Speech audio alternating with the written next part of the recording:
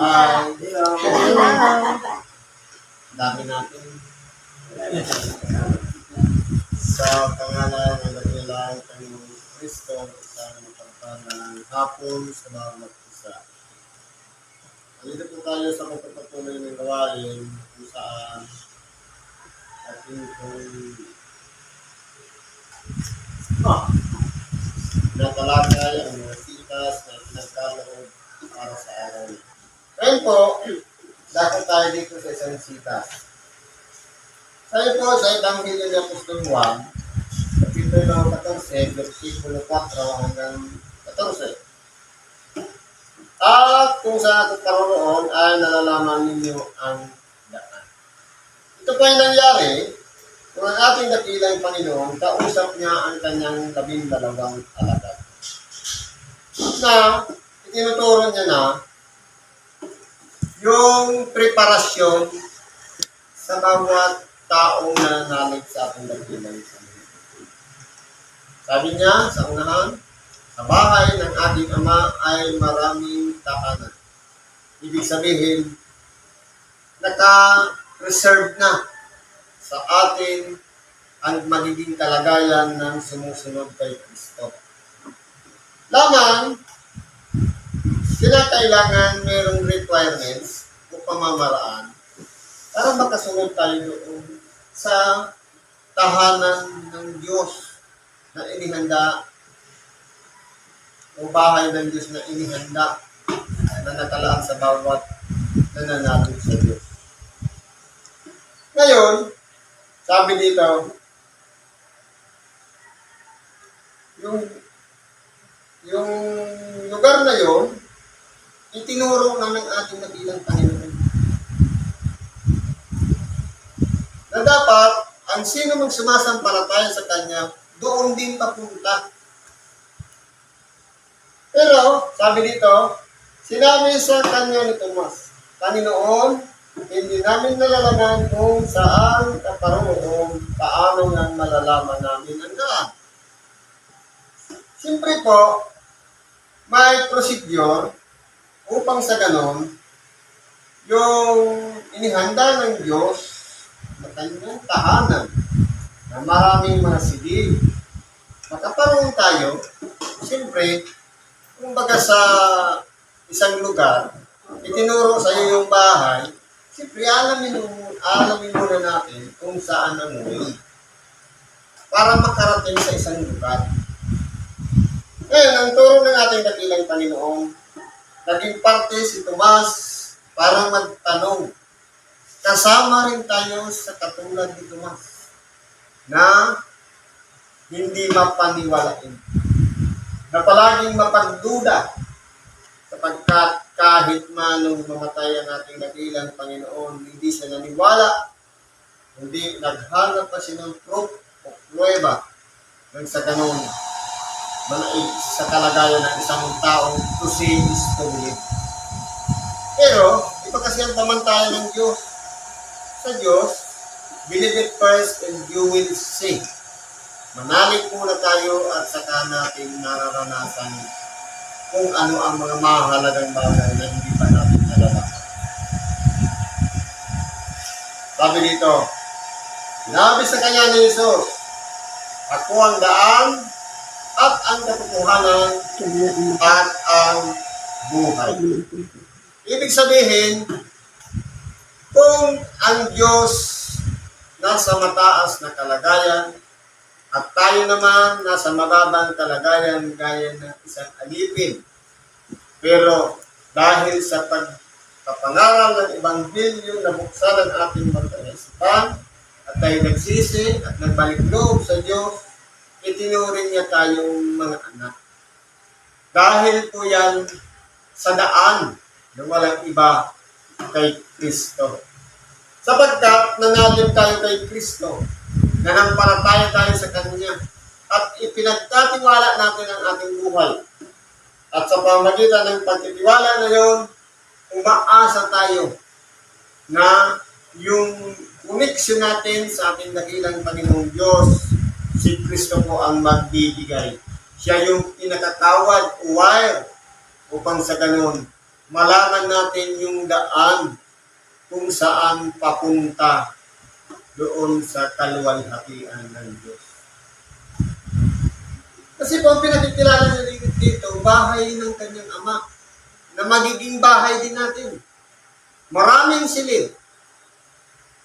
Inilaan niya sa bawat isa na nagtitiwala hindi lamang sa Diyos, kundi sa ating dakilang Panginoon Jesucristo. Katulad din niya ng panalangin. Kasi, pukul man tayo ng pukul ng panalangin sa Diyos, kung hindi natin sinasambit ang pangalan ni Kristo, disconnected po ang prayer. Dahil po, kinakailangan idaan sa daan upang sa ganon, magkarating doon sa Diyos ang ating mga pagsamo dalangin. Kasi yun na lang ang pagkakataon na gagawin natin para kausapin ng Diyos sa pamamagitan ng panalangin. Kaya para naman tayo kausapin ng Diyos,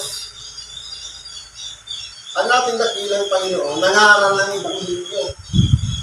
Siya naman ang naging tagapagsalita ng Diyos na pinatutunayan ng 4 na ebanghelista para isulat ang mga naging kasaysayan ng buhay ng ating dakilang Panginoon. Kung paano siya nangaral at ganoon din nagpahayag ng mga talinhaga. At yung kasaysayan ng kanyang buhay na pinatutuhanan ni Marcos, Mateo, Lucas at Juan upang sa ganoon, yung 4 na ito ang magpapatibay sa pagkakakilanlan kay Kristo. Kaya po, sa pamamagitan ng 4 na ebanghelista na ito, nakilala natin si Kristo. Dahil sila po ang may akda upang meron tayong babasahin para si Kristo ay makilala natin ng lubusan. Kung ano yung naging buhay niya dito sa ibabaw ng sanglibutan. Pinakilala niya ang kanyang sarili na siya ang daan. Ibig sabihin, kung galing tayo sa mababang kalagayan ng Diyos na sa mataas na kalagayan, palagi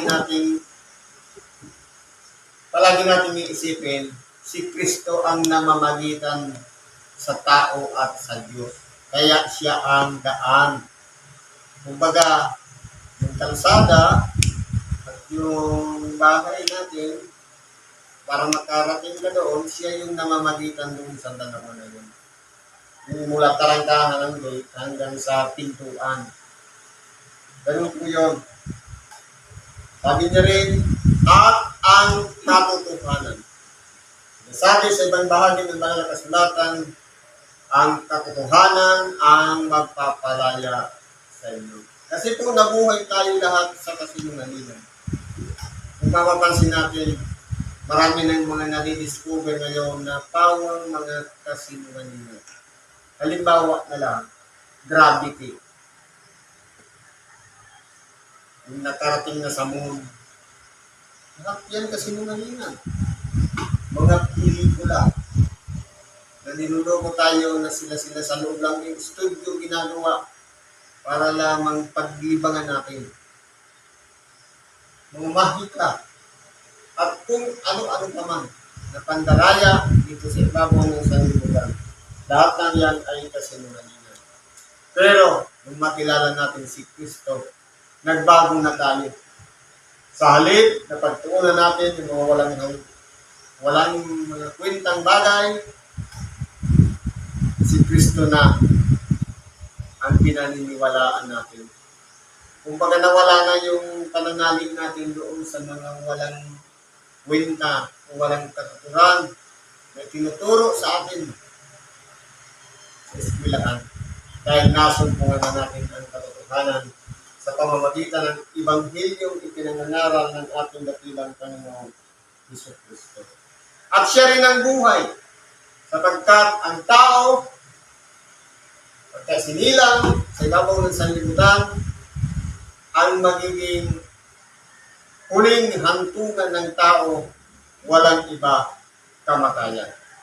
Siya ang buhay dahil ang tao, pagkatapos na mamatay, dahil sa kanyang muling pagkabuhay, nagkaroon tayo ng pag-asa na magtatamo ng buhay na walang hanggan. Ibig sabihin, ito po yung napaka-importante na palagi natin isipin sa pamamagitan ng pag-asa na walang iba. Inilalapit natin ang ating sarili na lahat ng nananalig sa ating dakilang Panginoon tatanggap ng buhay. Tuloy natin. At sino man ay hindi makaparoon sa Ama kundi sa pamamagitan ko. Kaya po kahit anong pagsisikap natin, tawag tayo ng tawag sa ating Ama. Walang iba ang Diyos na makapangyarihan sa lahat. Sa pamamagitan ng pagsamo at dalangin. Pero hindi na sasambit ang pangalan ng Kristo, wala pong kabuluhan. Kaya, kung palagi siyang inilalagay natin ng tagapamagitan, magiging maayos na ang pakikipan.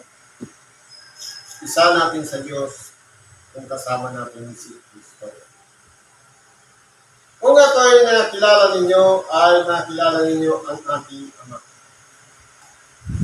Huwag ngayon sa inyong nakikilala at sa inyong nakita. Dito po, hindi masyadong naunawaan ng mga alagad ng ating nakinig. Normal lang po yun. Sa mga baguhan, nang minsan lang napakinggan ang isang salita, siyempre walang relate, hindi mauunawaan kaagad. Dahil po, kung mapapansin natin, ang mga alagad ng ating dakilang Panginoon, limitado lang naman ang mga kaalaman at karunungan. Imagine, ipapakilala ni Kristo, ang kanyang Ama, tapos ang kausap niya, mga maninista. Kumbaga, hindi nakapag-aral, kulang, mahina ang unawa. Kaya, dinadahan-dahan ng ating dakilang Panginoon. Pero, sa pagkinalunod ng Diyos at pinagpapala, ilinadaan niya ngayon sa mga talinghaga ang pagkikipag-usap sa Kanya.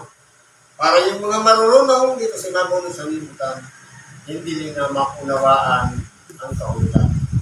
At yung mga nasa kasalatan ng mga walang alam, mas madali silang makagit sapagkat ang talinghaga ay hindi tingnan natin parang kwento lang siya pero napakahalaga. Lalong-lalo na sa mga taong walang ibang inaasahan kundi ang Diyos. Kasi po, kung ang ating pag-iisip, katulad ng isang lalagyan na bakante, marami pang pwedeng ilagay. Pwede po sa suplayan ng karunungan at kaalaman. Pero sa mga pantas na at matatalino, wala nang puwang para dagdagan pa ang kanilang mga unawa at kaalaman. Sapagkat puno na ang mga nakasanlibutan karunungan. Sabi dito, sinabi sa kanyang libre, Panginoon, ipakita mo sa amin ang Ama, sukat na ito sa amin. Sabi nga ng ating natin, ang nakakita sa akin ay nakakita sa Anak. Kaya, para lang maging easy, madaling unawain, kilalanin muna natin si Kristo. Pag nakilala natin ang lubusan si Kristo, makikilala din natin yung kanyang Ama, na Ama din natin na nagsugo sa Kanya. Dahil po yun din naman ang pinaka-purpose na walang iba. Si Kristo'y nabuhay dito sa ibabaw ng sanlibutan, kalooban ng Ama. Nagpagaling siya ng may karamdaman, kalooban din ng Ama. Nangaral siya ng Ebanghelyo, kalooban din ng Ama. Ibinigay niya ang kanyang buhay, kalooban pa rin ng Ama. Nabuhay siyang maguli sa mga patay, kalooban pa rin ng Ama. Ibig sabihin, kung paano natin nakilala si Kristo, na siya pala ang pinakatawing nag-iisang hain para tumusin tayo sa pagkakasala. Kapag kilala natin si Kristo, naikulit natin ang ating buhay sa pamamagitan ng dugo na pinadali niya, yun ang pagpapatawad na tinanggap ng bawat isa sa atin. Tunay nga kung makikilala rin natin yung nagsugo sa Kanya. Sapagkat hindi po gumawa si Kristo para sa sarili ng kalooban, kundi ang kalooban ng nagsugo sa Kanya. Ang Kanyang ginagawa. Kaya, Sa mga nakakita kay Kristo, kasama na yung mga alagad niya, nakilala rin ang Ama. Pero dahil nga, siyempre may karapatan din silang magtanong at magpusisa dahil nga sa kanilang kasalatan ng kaalaman, kinakailangan ng may pagpapaliwanag ng ating dakilang Panginoon. Kasi limitado lang naman ang karunungan nila. Sinabi sa kanya ni Jesus, malawang ng panahon at iyong kasama. At hindi mo ako nakikilala, Felipe. Dinirikta na ng ating dakilang Panginoon. Ang nakakita sa akin ay nakakita sa Ama. Paano sinasabi mo, ipakita mo sa amin ng Ama? Kasi po, ang hinahanap dito ni Felipe, yung visual na nakikita mismo ng kanyang dalawang mata. Kasi po, magkaiba po kasi ang Ama sa anak. Ang anak, mayroon din siyang sariling buhay. Ganun lang ang Ama.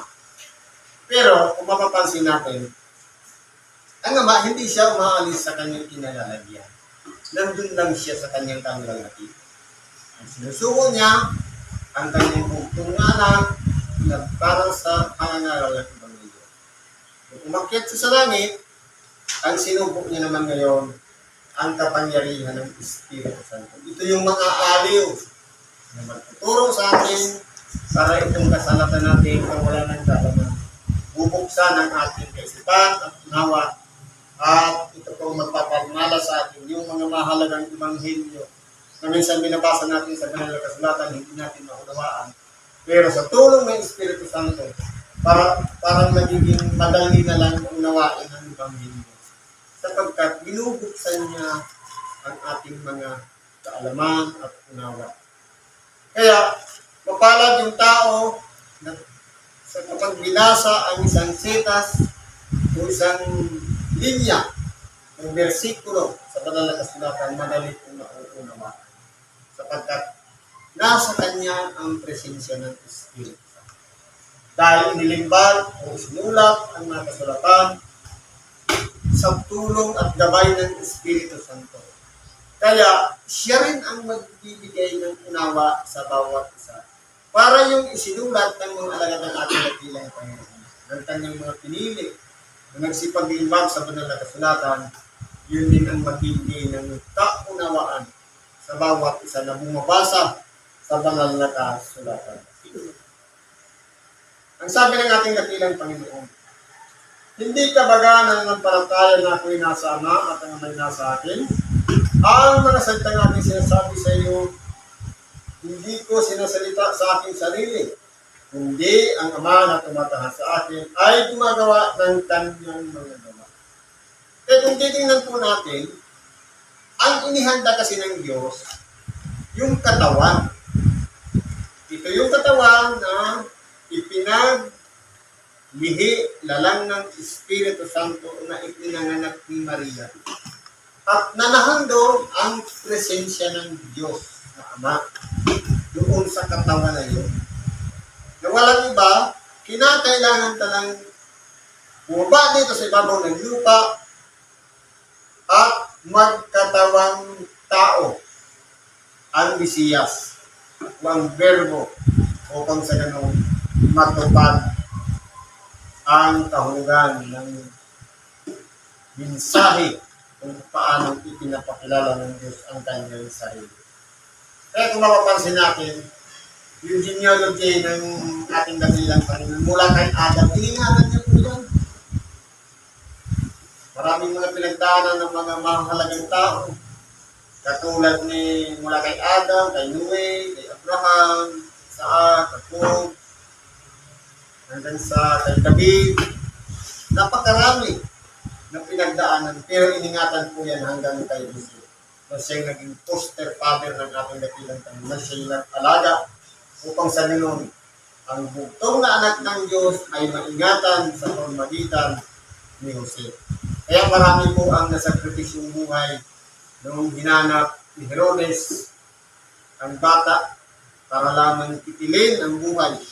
Pero dahil nga sa kalooban ng Diyos, yung foster father niyang si Jose, ito ang nagdala sa kanya doon sa Ehipto para itakas. At nung mamatay na, si Herodes sa kanya, sa pamamagitan ng Espiritu Santo, sila'y bumalik na muli doon sa Bethlehem. Kaya po, itong katawan na ito, doon nananahan ang Diyos na sabi nga, fulfillment, katuparan ng kalooban ng Diyos na walang iba. Pagdating niya sa tamang edad, nangaral siya ng Ebanghelyo. Una na muna, tinanggap niya ang bautismo sa pamamagitan ni Juan. At pagkatapos yun, tinanggap niya na ang ministeryo. Ito na yung katuparan ng kalooban ng Diyos na walang iba. Matigil na yung pag-aalay ng mga buhay na hayop na sa pamamagitan ng dugo, tinutubos ang kasalanan, kundi sa mahalagang dugo ni Kristo. Ito na yung pinaka-pantubos ng lahat ng kasalanan ng mga taong nagtitiwala at nananalig sa ating dakilang Panginoon Hesus Kristo. Ito yung katuparan upang mapatawad ang sangkatauhan. Iba po kasi ang sanlibutan sa sangkatauhan. Ang sanlibutan, itong nakikita natin sa paligid, mga bagay. Ang sangkatauhan, mga tao sa buong sanlibutan na nagtitiwala sa ating dakilang Panginoon, sila po ay tumanggap ng kapatawaran dahil sa dugo ni Kristo. Na nauna siyang nag-alay ng buhay, hindi pa tayo sinisilang, pero ilalapit lang natin sa pamamagitan ng pananampalataya. Nakasama tayo doon sa kanyang mga dinitahan. Sabi niya, magsisampalataya kayo sa akin na ako'y nasa Ama at ang Ama ay nasa akin. Yan po ang sampalatayan natin. Si Kristo, nangaral ng Ebanghelyo, kasama niya ang Ama at sumasa kanya ang Ama. Yan lang ang sampalatayan natin. O kung di kaya magsisampalataya kayo dahil sa mga gawain.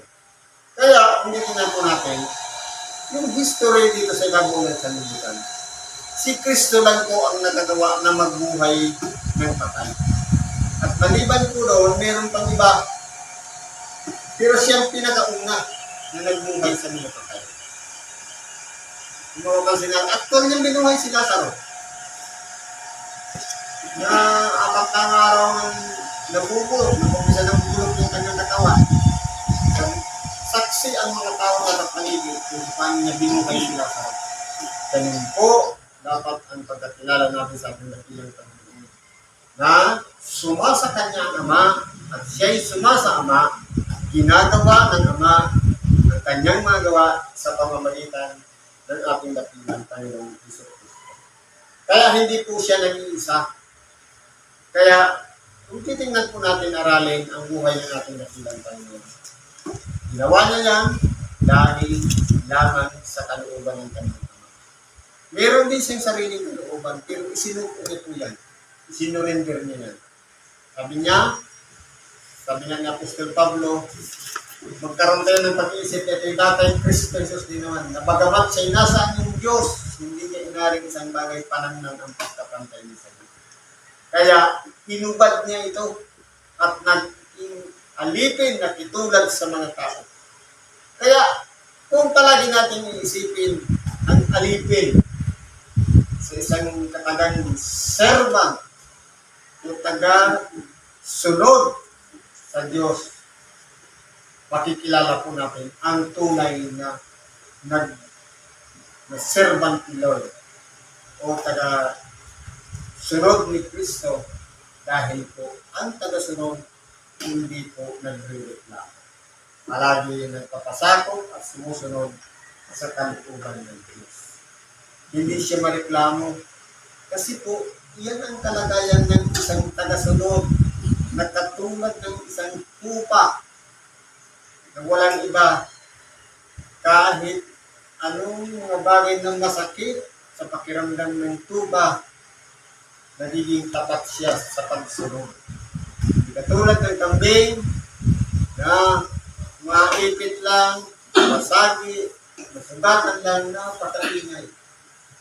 Ganyan po ang kalagayan natin. Kaya, iuuri natin ang ating sarili. Ano ba tayo sa paningin ng Diyos? damdamin o tupa na handang sumunod sa kalooban ng Diyos. Ang sa akin ay sumasampalatay, gagawin din naman ang mga gawang aking ginagawa. At lalong dakilang magawa tayo sa rito ang gagawin sapagkat ako'y paborito sa Ama. Kaya po, sa lahat ng nananalig sa ating dakilang Panginoon at nagtitiwala sa Kanya, nag-aras ng Ebanghelyo, yung tagasunod sa Kanya, may kakayahan din mangaral ng Ebanghelyo. Nakapagpagaling siya ng karamdaman, bumuhay ng patay, pwede rin gawin ng mga tagasunod sa Kanya. Sapagkat siya'y parunong na sa Ama. Maalala natin si Pablo, kung siya nangaral ng Ebanghelyo, mayroong isang binata nakatulog doon sa pangatlong palapag, kung siya'y bumagsak, halos patay na. Pero dahil sa pagpapatong ng kami ni Pablo, siya'y bumalik ang kanyang lakas at nabuhay siya dahil po sa kapangyarihan ng Espiritu Santo. At ngayon, nabubuhay na tayo sa ilalim ng Espiritu Santo, mayroong mga bagay na pwede rin natin gawin. Basta, huwag lang tayong humiwalay sa ating dakilang Panginoong Jesus Cristo. Sabi ko po dito, at ang anuman iyong hingin sa ating pangalan, iyan ang ating gagawin. Upang ang Ama ay lumulungan hati sa Anak. Kaya, binibigyan tayo ng chance na humiling sa Diyos. Hindi naman yung katanyagan, kataasan, o pagmamalaki man. Kundi, yung mga mahahalagang bagay lamang. Basta ang mahalaga, lahat ng nagawa natin kabutihan dito sa ibabaw ng lupa, palagi natin ibinabalik sa Diyos. Kasi pagkaminsan ng tao, kapag nagagawa ng kabutihan sa kapwa, inaako niya sa kanyang sarili niya siya yung ito. Samantalang dinadaluyan ng mga tayo ng kapangyarihan ng Diyos. Para mangaral ng Ebanghelyo, tumulong sa may karamdaman, mahabag para sa kanila. Kumbaga, instrumento lang tayo sa harapan ng Diyos. Kaya kung wala tayong dapat na ipagmalaki. Tatagawa man tayo ng kabutihan sa ating kapwa, resulta na lang yan ng habag at awat ng Diyos. Nadaling tayo sa maraming kalagayan, kanya'y pinupok niya, natawad, nilinisan, at ginawang isang lalagyan o kasangkatan para gamitin upang sa ganun dumaloy ang kapangyarihan niya sa bawat isa sa atin. Kapagkat itong pangatong niya, kung kayo'y magsisingi ng anuman sa pangalan ko, yaon ang ating gagawin. Kaya po, ini-offer na ng ating dakilang Panginoon na pwede tayong humingi sa Diyos basta lakipan natin ng pananalig at ipagkakaloob ng Diyos sa ating ang kasagutan sa lahat ng ating mga kahilingan sa Kanya. Kaya ipagkatiwala lang natin ang ating buhay sa Diyos. At marami kang mga bagay na mga makapangyarihang gawa sa pamamagitan ng bisig natin ng ating pagkatao, pamumuhay dito sa ibabaw ng sanglibutan, ang pwede nating magawa sa ating kapwa. Huwag lang tayong hihiwalay sa ating dakilang Panginoon. Siguro po, nandito na lang pag-itigatan natin sa oras nito. Salamat sa Diyos. At ano naman natin kahilingan, karangyang lapit natin mo sa Diyos sa ngalan ni Kristo. At ipagkatiwala natin sa Kanya. Dalangin natin lahat ng ating mga kahilingan sa Diyos. Sa ngalan ni Kristo, salamat at mapagpalang